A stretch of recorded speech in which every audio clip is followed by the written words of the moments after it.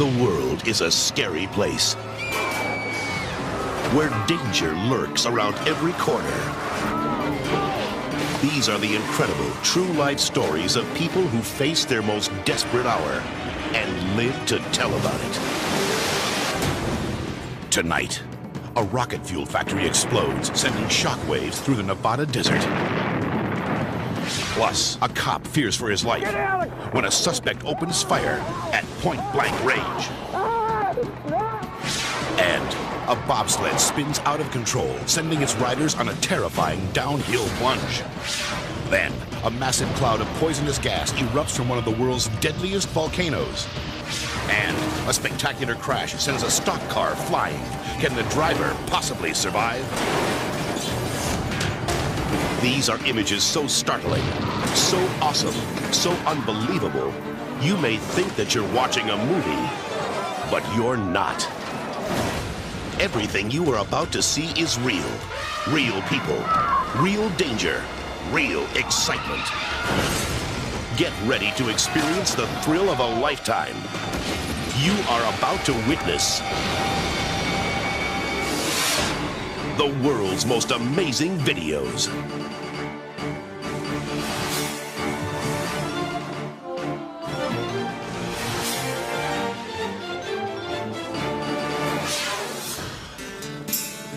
On a cold, windy morning, Daredevil Lee Oman entertains the crowd. Hanging on that bar between the wheels of Jimmy Franklin's aircraft, Lee Oman. He's walking along. Everything is fine and dandy. Little does Lee know his life will soon be hanging by a thread. Hillsboro, Oregon. Lee attempts one of the most dangerous stunts ever conceived, the death-defying axle hang. Lee battles icy 200-mile-per-hour winds more than 1,500 feet above the ground. His airshow buddies Neil Granley and Bill Amarata are on hand to watch his new stunt. Lee was out there for quite a long time. I thought, my gosh, he's going to have trouble getting back up. Think of the chill factor with the plane going as fast as it is, and that wind on Lee is frozen. Cold and weak, Lee tries to pull himself back up, but his strength gives out. Suddenly, he slips from the bar. Now, a thin cable is the only thing keeping him from plunging to his death. A problem has happened on the airplane. Lee Oman's use of the safety wire did come into play. He would have fallen off the airplane completely, but had it been for the safety equipment. Lee is in big trouble and needs help fast. Pilot Jimmy Franklin attempts a dangerous dive, hoping to flip Lee back up to the plane.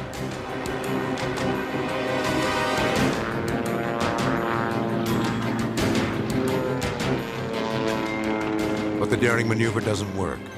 Jimmy's plan is quickly abandoned for fear that Lee will be slung into the plane's propeller. Then, just when all hope seems lost, his buddies on the ground come up with their own rescue plan and race off to the runway.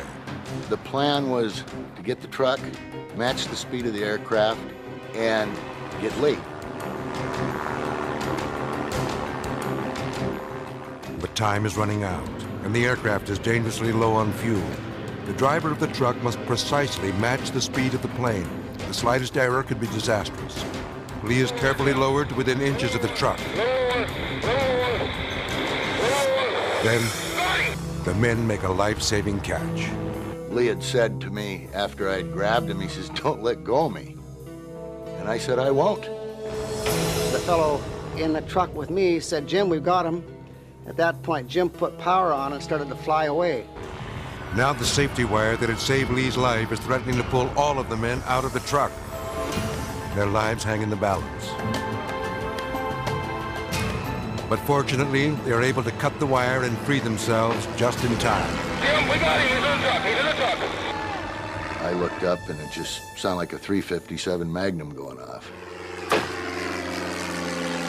And then we all fell back down into the truck. A true showman, Lee signals to the crowd that he's okay. But this close call almost cost him his life. A lot of things could have gone wrong.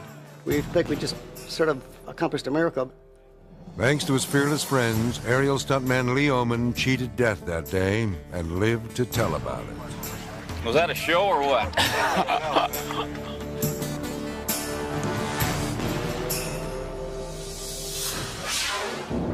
Anchorage, Alaska. It's a quiet summer day at the zoo when the calm is shattered by a blood-curdling scream.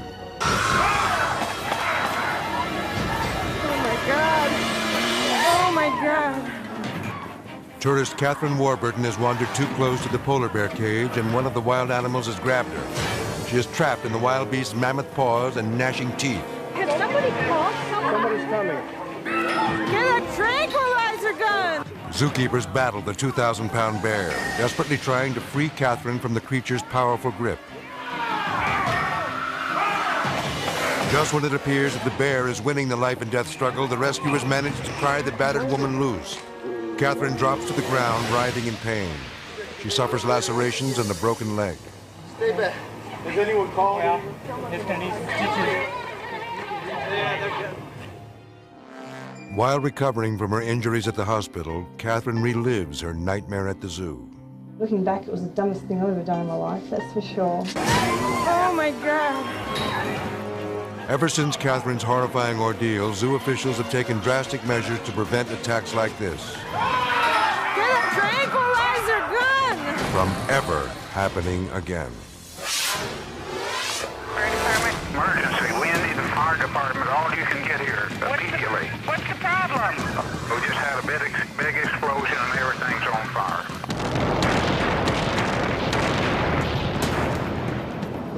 Henderson, Nevada. An earth-shattering explosion in a rocket fuel factory rocks this small desert town. This explosion is huge. This is scary. It looks like a mini atomic bomb actually when it goes off. Rodney McCarroll is working in a nearby factory when he feels the blast. He recalls the panic. I remember a man running down the road, run. The place is going to be blown off the earth. And I went, what? And he said, the place is going to be blown off the earth.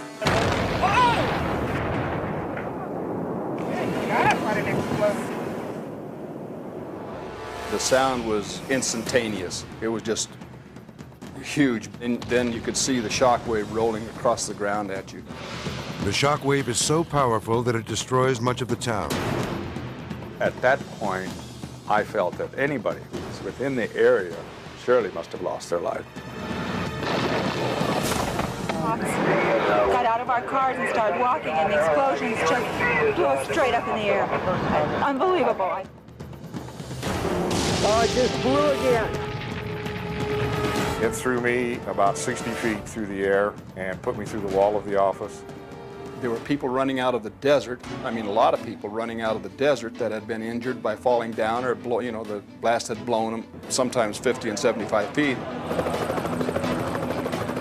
Still trapped inside the burning factory is Roy Westerfield. He knows that without emergency help, his friends will die. So instead of saving himself, he stays behind to call 911. Fire department. Pacific Engineering, 8201 Gibson Road. In Henderson. Emergency. We need the fire department. All you can get here. Roy's courage doesn't surprise his wife, Janet. I don't think that he was even concerned with himself at all.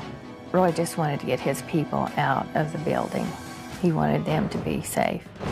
Because Roy is disabled and has difficulty walking, he knows he can't make it out in time. But he refuses to let his friends risk their lives to help him escape.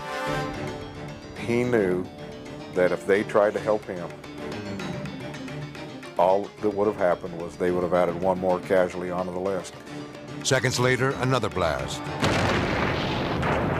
Wow! It's an inferno!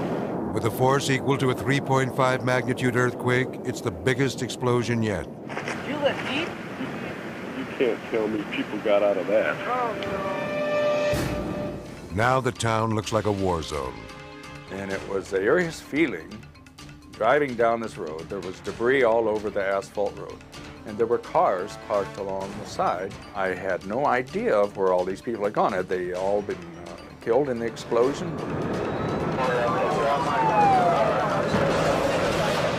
The injured are rushed to the hospital in desperate need of medical attention.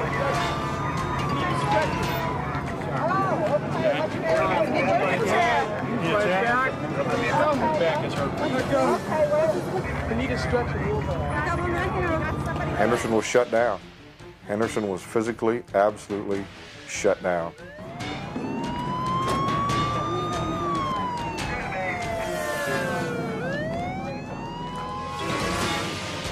Tragically, the one person who stayed behind to call for help didn't survive. Roy Westerfield never had a chance to save himself because he put the lives of others first. Because of his courageousness, his understanding of who he was, kept a lot of people from losing their lives. He had to do what he felt was the right thing to do. We were very proud of what he did. He would have wanted to do that for everybody. Pacific Engineering in Henderson. Emergency. We need the fire department. All you can get here immediately. What's the problem? Oh, we got everything's on fire. What do you mean everything, sir? Our plant. We just had a big explosion and everything's on fire. Okay, what's the name of the business? Pacific Engineering. We're Gibson Road and the Los Angeles Henderson cutoff. Okay, I got that, sir. We'll send somebody right over. Get them all. I remember after the third explosion, and the phone line went dead, I thought to myself that there's a lot of people in this community that owe their life to him. Coming up, a hellish blast sends a firefighter up in flames. Plus, a routine traffic stop turns into a cop's worst nightmare. And a raging river swallows a group of terrified teens, and a courageous rescuer is their only hope for survival. Then, a bobsled careens out of control as its riders hang on for dear life when the world's most amazing videos returns.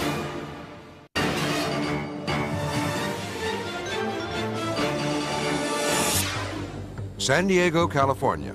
Lifeguard Charles Davy is demonstrating how to fight a fire at sea. News cameraman Paul Makarushka is covering the drill, which he expects to be routine. That's how it was supposed to be. Go down there and get some video of them training on how to put out fires. I wasn't even going to talk to anybody. It was just going to be just a video. After dousing the boat with gasoline, Charles gets ready to torch it. But he gets a lot more than he bargained for.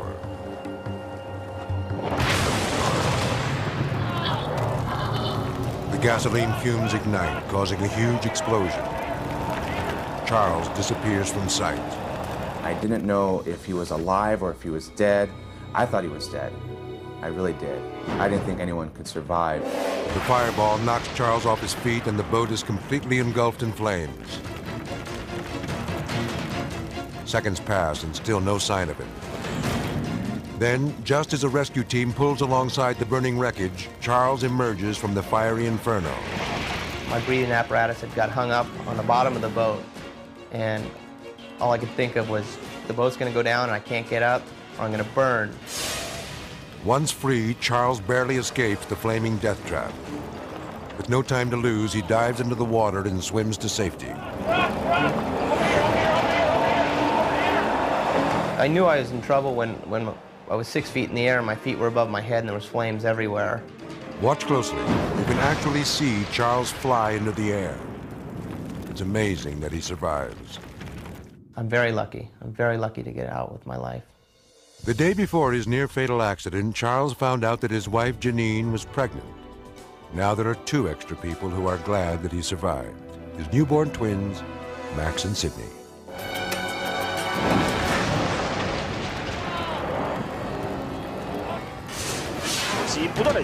Taipei, Taiwan.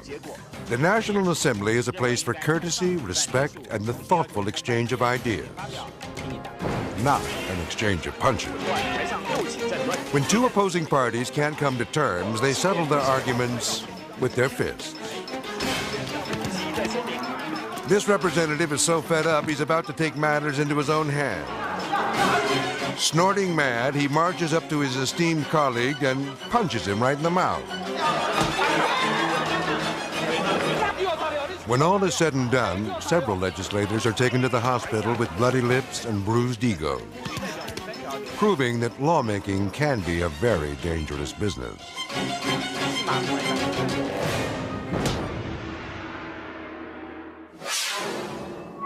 Cedar Hill, Texas. I've got somebody in the vehicle now. Stand by. Officer Aaron Barnes approaches a motorist parked a few hundred yards from a car dealership. The business has been the target of several robberies, so Barnes has reason to be cautious. How you doing, sir? Huh? The suspect says he stopped to use the bathroom, but Barnes is suspicious. What are you doing over there? Why don't you put your hands on top of the hood for me? Put your hands on top of the car for me. The officer begins to search the driver. What is that? I want to pat you down, make sure you ain't got any weapons or anything. Who else is with you? By myself. That's it? What is this? Die? You got any ID on you? Officer Barnes checks his license. But what the officer doesn't know is the suspect has a gun on the front seat. He used it to kill a man less than 30 minutes earlier. Where you come? Why don't you put your hands right there, okay? Put your hands up here. Put your hands up here. Put your hands up here. The suspect grabs his gun and fires at point-blank range. Officer Barnes hits the ground, then opens fire as the suspect escapes.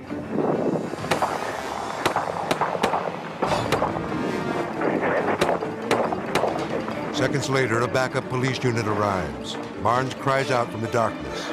Tell me he's out. I think he shot me. He's in the field behind the school. He's in the field running towards the car company. Have I been shot? Where you at? I'm right here. Go to the ambulance. Go to the ambulance. As soon as I grabbed his head, I could feel a wetness in his hair. And I thought that it was blood because he said that he'd been shot.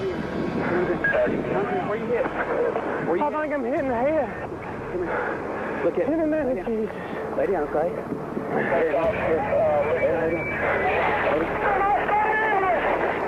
Oh, God.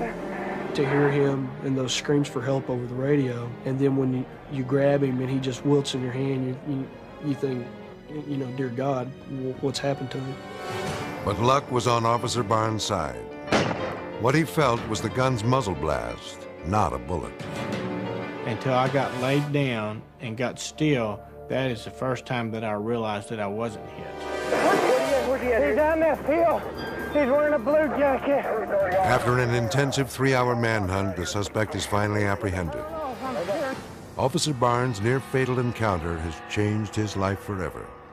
I never saw the gun until he actually turned around, spun around, and put it to my head. That's the first time that I saw the gun. And that's when he made the move that saved his life. So I tried to pull the gun down. I knew I couldn't take a headshot. I knew I'd never survive a headshot. So I said I'd take it in the chest.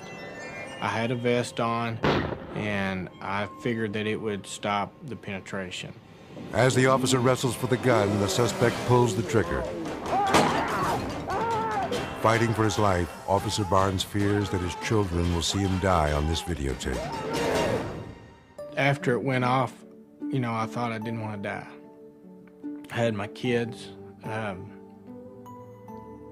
I didn't want them to see this. We do have an officer down. To this day, Barnes is overwhelmed by all the support he has received from his fellow officers. We had a departmental meeting, and I met everybody at one time, and they watched the tape, and I got up and I told them thanks. Thanks for all the stuff that they did.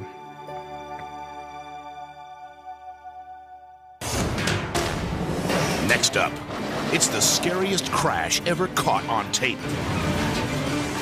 Plus, a rampaging flood threatens the lives of these terrified teens.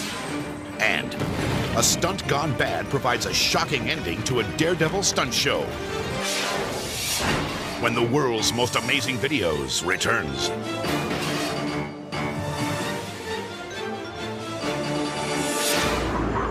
Melbourne, Australia. An international stock car race enters its final laps. Driver Graham O'Brien in the blue car fights his way toward the front of the pack at speeds of 140 miles per hour. Coming out of the turn, O'Brien makes a move to pass. And then, disaster. He collides with another car, flipping him end over end. Watch again. The yellow car brakes to the inside just as Graham is trying to pass, triggering the impact that launches him off the track. O'Brien's car is ripped apart in midair and flipped a total of 14 times before finally coming to rest.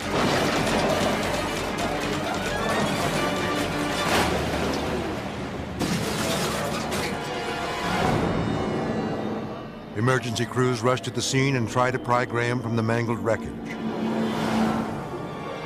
They're shocked to find him conscious and insisting that he's unharmed. Despite his protests, he is taken to the hospital for x-rays. Amazingly, he suffers only a black eye and is released.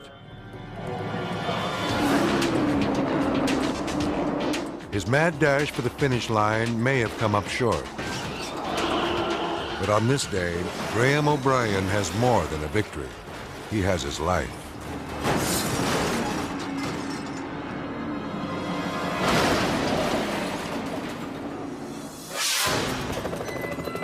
Comfort, Texas. Torrential rains have caused the Guadalupe River to overflow its banks. The rising floodwaters have trapped several teenagers who are clutching onto the trees for dear life. Chris Ray is one of them. The current was basically just ripping you off the tree limbs, and you had to use every bit of your strength just to hold on to that tree. I pretty much had made up my mind that I wasn't going to be alive anymore. Then suddenly, over the roar of the raging river, Chris hears the welcome sound of a helicopter. I'm sitting there thinking, there's no way he's going to see me. I'm up under this tree. I just pretty much started praying. It's like, God, let them see me.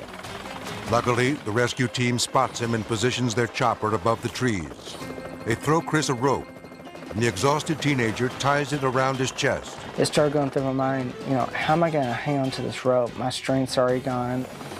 As the helicopter slowly lifts him up, Chris realizes that a single piece of rope could mean the difference between life and death.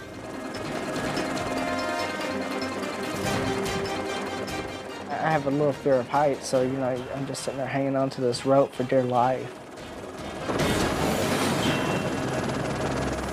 Somehow, Chris manages to hold on long enough to reach dry land.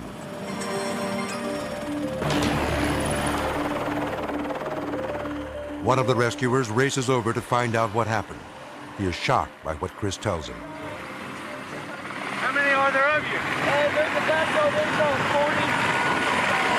How many? 40. In the bus? Well, the bus, we all got the bus. Wherever the bus started going down. His face just went pale white. He's like, how many? I was like, there's about 40 in there. Only now does the rescue team realize they've got a disaster on their hands. Chris had been riding in a bus filled with teenagers when it stalled alongside the flooded riverbank. Then, a ferocious wall of water swept all of them away. We got out of the bus because the bus is going under, and we went to the nearest tree, and the water just pulled us under. We grabbed hold of the tree, and then the bus hit the tree. And some people fell off, we were held the limbs, and we started floating. I don't know how it lived. The rescue crew has to move quickly to save Chris's friends, who have taken refuge in the trees. Pilot Kenny Meadows rushes to save the teenagers before the deadly river claims them. When we got there, the river was still rising. With some kids, it had a good place of safety, that their place of safety was rapidly becoming not a good place to be. And as the water rose, they had to turn loose on one place to try to grab onto something else. You see a couple of them just fall out of the tree, and you're trying to reach for them, but there's just nothing you could do to grab them to help them. Time is running out. We didn't know where to start. We saw so many people in the river, we didn't realize, how we were going to be able to get them out. Unfortunately, there is only one helicopter to carry out all the survivors. To make matters worse, the chopper isn't equipped for this kind of rescue operation. Because the rope is so short, Kenny is forced to fly dangerously close to the trees. Well, if you were to get a rotor into a tree that had any size limbs to it, of course it would be a crash. It would be a disaster. There was times that our blades were probably clipping little leaves, trying to get down closer to somebody and get them. Soon, military choppers arrive with special equipment. A soldier drops down to lift one of the kids out of the trees as the river rages below at more than 70 miles an hour.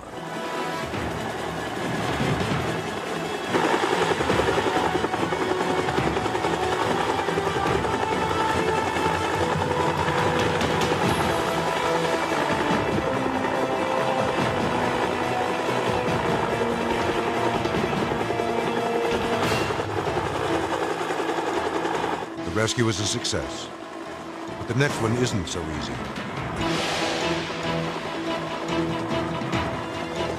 The frightened girl clings to a nearby tree. She barely has the strength to hold on.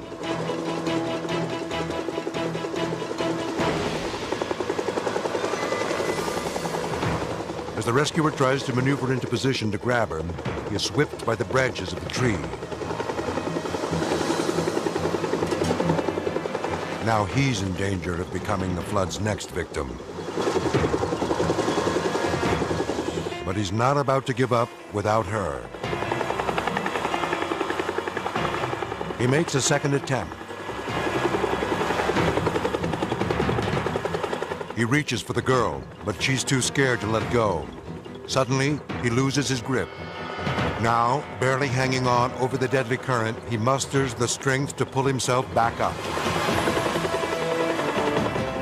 Then he reaches for the girl again. This time, he's got her.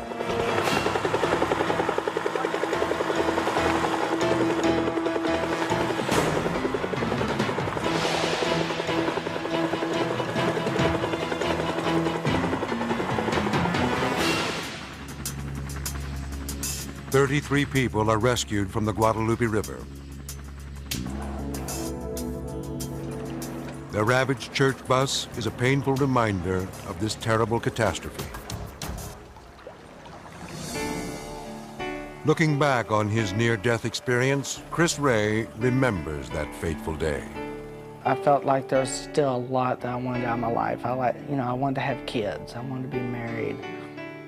And so there's a lot that, was going through my mind. I was wondering, is this it? Is this my, my last time I'll ever have with my family?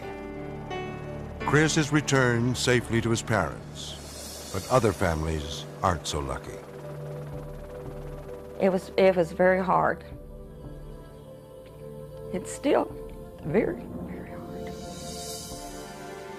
Because we love the parents and we love the kids. And even though mine was okay, I still wanted theirs to be okay. I wanted all of them to be okay. Chris is alive today thanks to the courageous efforts of the rescue team who saved him and many of his friends. This is the stuff that heroes are made of.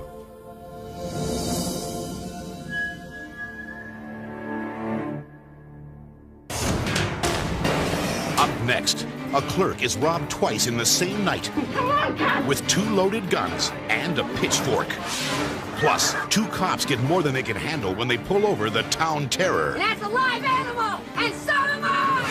Then later, a deadly volcano sends firefighters running for their lives. When the world's most amazing videos returns.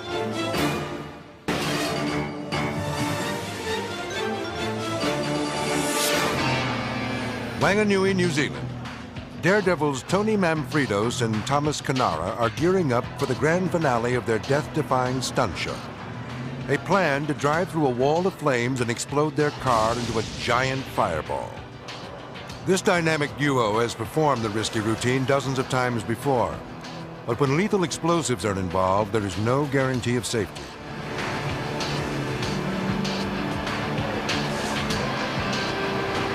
Tony hits the gas and races straight for the wall of fire.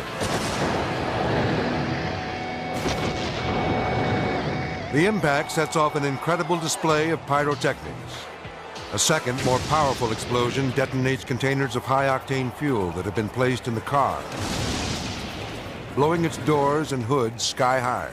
Remember, this is all just part of the act. But the stunt isn't over yet. Tony and his partner bail out of the burning car, completely engulfed in flames. Although they're wearing protective suits, the fire must be put out quickly or they'll burn to death. Right on cue, the safety crew rushes in and snuffs out the fire. The stunt goes off without a hitch, just as planned. But watch this unsuspecting firefighter as he approaches the car to extinguish the remaining flames. He doesn't realize that one of the containers of fuel failed to ignite during the stunt. Wearing only minimal protection, the man staggers helplessly away from the car, on fire. This is not part of the act. With no doors on the vehicle to absorb the blast, the explosion hits the firefighter with full force. The stunt crew now faces a real life and death emergency. Within seconds, they spring into action and save the defenseless man.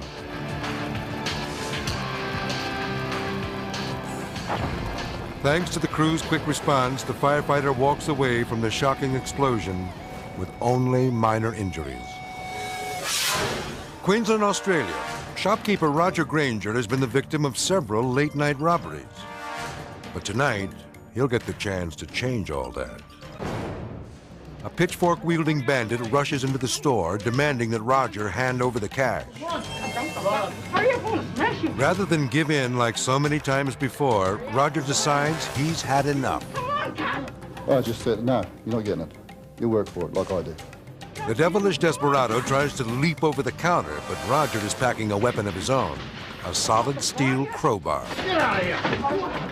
Roger fends off the crazed bandit, sending him away frustrated and empty-handed.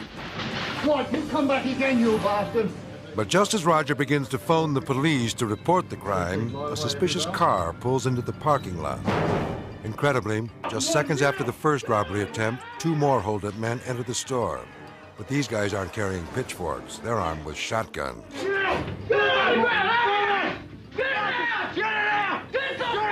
Staring down the barrel of 2 loaded guns, he wisely forks over the cash. Roger loses this round, but gets the last laugh when he reports the robber's license plate number to the police. Despite numerous robberies, Roger continues to operate the store. But these chilling images serve as a frightening reminder that the good old days of the friendly neighborhood grocer are no more. Berea, Ohio. When police officers Chris Holmes and Robert Surgener pull over a woman for reckless driving, they recognize her as Alberta, the town terror. Quiet. Well, I need you to sign up here. You want me to sign that, and Okay. I do not agree to sign it. Right.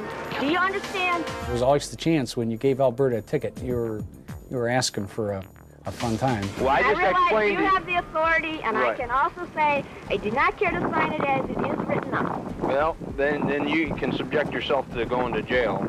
When Berea's most notorious driver refuses to sign her citation, all hope for a routine traffic stop is lost. Did you read what he wrote? The court Did you read what he wrote? Yes, he did. The court requires that you sign the ticket. I had experienced this with Alberta before. She starts to crank it up, and as the anxiety level gets higher and higher, you can see the veins on her neck starting to pop out. Do you hear what he said? The persons were on Bagley Road.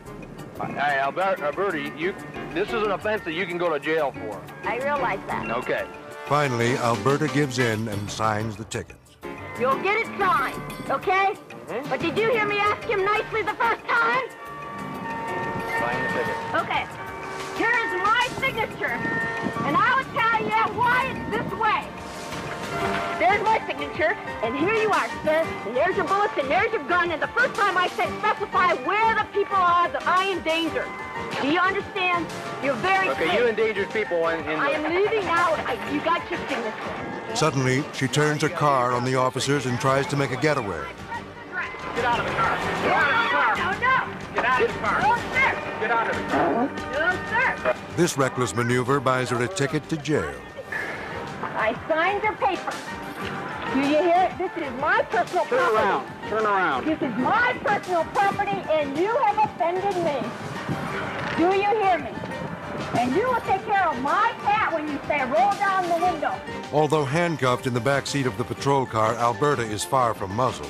She still has plenty to say. Those are my glasses. You can get my glasses and my key and my cat because I pulled in a lot at your request and I sat there for 15 minutes while you were writing me up. And that's a live animal. And so am I. And yes, your mother screams too. Alberta's reckless driving days are over. As soon as the judge saw what these officers had been put through, he took away her license for good. Still to come, it's a dark day in darkest Africa when a charter plane crashes in the bush. Plus, a runaway bobsled spins out of control, threatening the lives of its 4 terrified riders. And a gigantic cloud of poisonous gas explodes from a killer volcano, a natural disaster caught on tape. When the world's most amazing videos returns.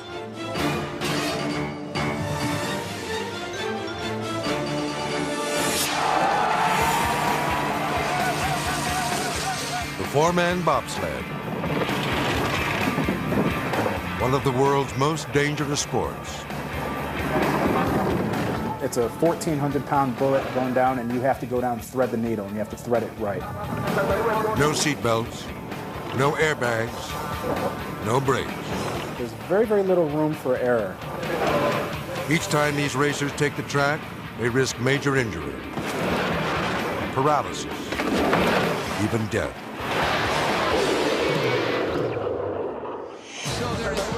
Lake Placid, New York. The U.S. bobsled team digs in at the starting gate. This notorious stretch of ice has taken its toll on many racers.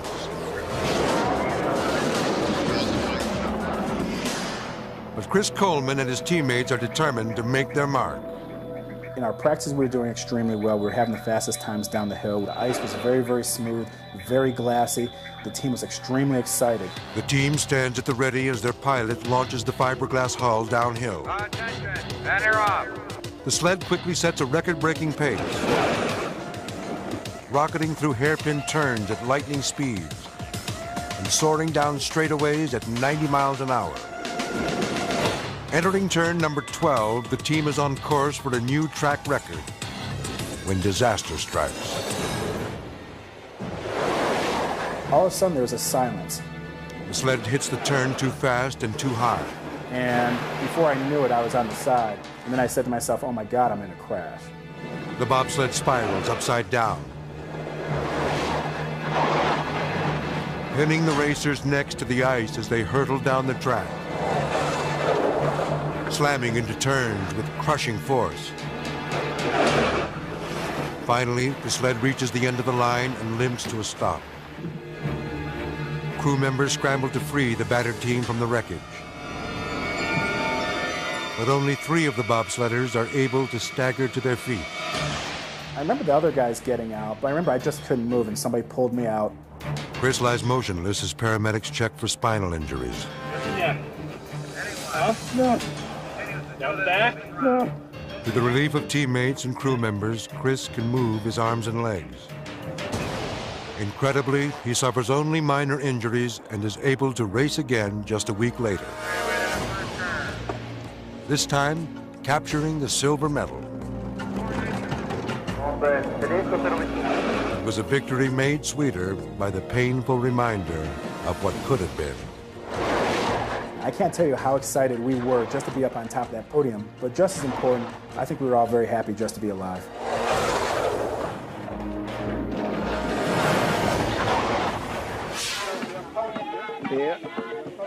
Zambia, the bush country of southern Africa. Hank Boysick and his buddies are going on a safari. They've brought along a video camera to capture every exciting moment of their expedition. Their small plane barely makes it over the hills at the end of the runway. Then the pilot turns to the group with startling news.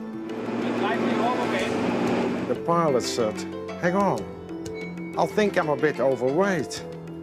It gave us a little bit of a fright, but we were in the holiday mood, so we forgot about it. We're filming, okay? It's likely overweight. Wait. Oh, that's good. They don't realize that the overloaded plane is losing altitude, and fast. When the pilot went for the field, which I recognized as not being the airstrip, I said, no, no, no, no. This is not the place. But the pilot ignores Hank's warnings. He tries to land in the rugged terrain.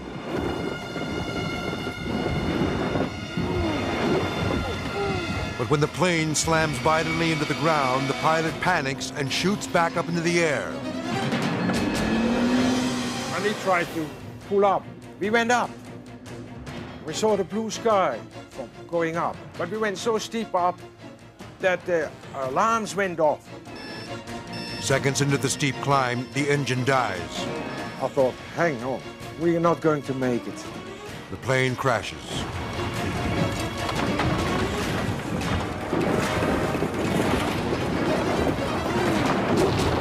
Its right wing exploding into flames.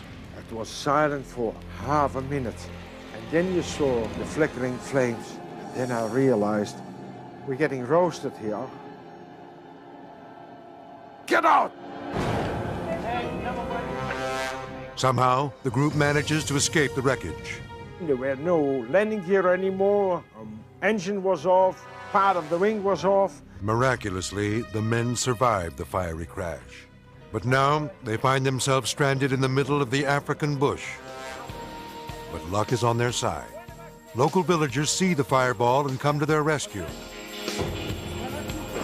After watching their horrifying vacation video, Hank and his friends feel they are blessed. Thank you, Lord, that we got ever out of this plane.